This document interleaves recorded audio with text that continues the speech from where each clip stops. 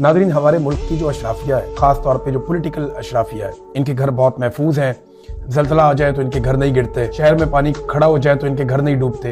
अब इनके जो खतरात हैं वो ये हैं कि सोशल मीडिया पे इनके खिलाफ लोग आवाज उठा रहे हैं, फायर वॉल लगा दो। फायर ब्रिगेड नहीं लेकर आनी कि लोग जल के मारे जाते हैं, कोई बात नहीं कह रहे, लेकिन हमें नुकसान होता है, लिहाजा फायर वॉल हम लगाएंगे।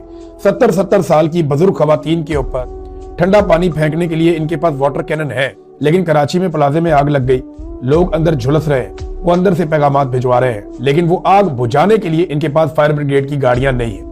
और जब आती हैं तो वो इतनी देर से आती हैं कि हर तरफ आग लग चुकी होती है। इन्हें कोई परवाह नहीं, क्योंकि इन्होंने अपनी शॉपिंग करनी है दुनिया के महंगे तरीन ब्रांड से, जो शायद पाकिस्तान में है भी नहीं। ये वहां जाते हैं, वहां शॉपिंग करते हैं। गरीब आदमी को इन्होंने मरने के लिए छोड़ा हुआ। आम आदमी आग की लिफ्टों में झुलस जाता है, लेकिन उसे कोई पूछता नहीं है।